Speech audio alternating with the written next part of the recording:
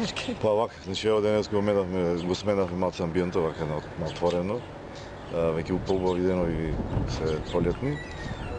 Значи Либерално-демократска партија, односно јас конкретно, као градоначалнички кандидат, малце покасно почнав ова кампања, пошто од познатите ги знаете причини во мислам тоа што се случуваше во Комуналец.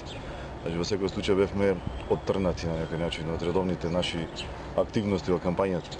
Сега поинтензивно одиме во контакти со граѓаните, имавме контакти со жителите од Косел, Ливоишта и еден мој впечаток од последните контакти е дека све повеќе и повеќе имаме притисоци према луѓето. Значи едноставно не може луѓе да присуствуваат на нашите трибини.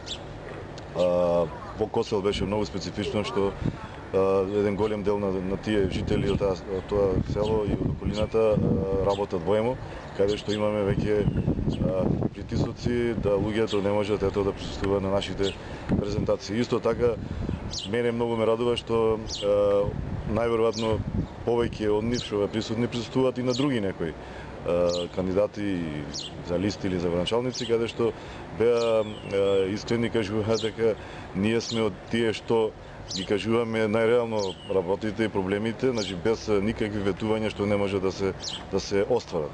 Секако општата оценка моја е дека луѓето веќе му е смачено такви ветувања и дека треба стварно и не заслужува да видат до тој степен да на некој начин мамени, така да треба да му се каже стварно вистината и колку општина Охрид има сила во наредните 4 години. Нешто друго? Тоа е горе-долу. Конкретно за кампањата на ниво на општина. Па добро, мислам дека кампањата се повеќе се разгорува во секој случај. Моите тежненија во моите настапи се такви да жителите воопшто немаат причина да се караат меѓу нив најмалце. Значи овие избори ќе поминат и вака и така, значи ќе излеземе на гласање, еден ќе градоначалник.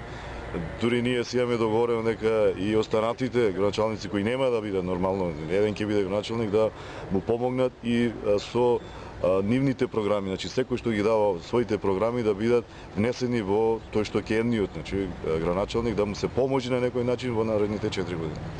Сите вие кандидати за градоначалници подпишавте конвенција за фер и демократски избори. Се придржуваат ли партиите и посебно кандидатите на таа конвенција? Па добро, јас мислам дека кандидатите секако се придржуваат, али знаете како е, нарочито поголемите партии имаат поголема една екипа која може да до крај не ја контролира, за жал.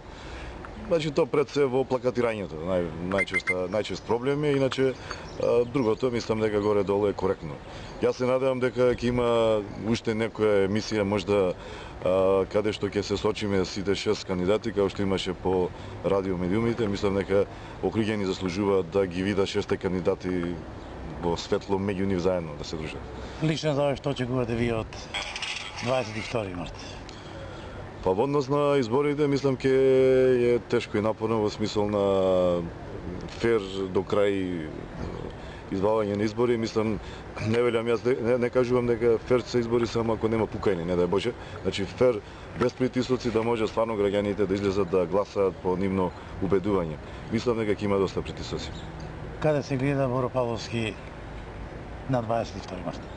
Па Боро Павловски се гледа во секој случај во вториот круг. Мислам, имајќи предвид дека Охрид е град каде што веќе се оттрна од тие притисоци на или клишеа на големите партии. Значи, јас мислам дека Охриѓани овој пат ќе гласаат стварно за личност, не за партија, значи личност која ќе менаџира, а секако дека моето искуство минатите 4 години во однос на познавање на проблемите на граѓаните од Охрид ќе ми помогне да ги решиме многу позитивно.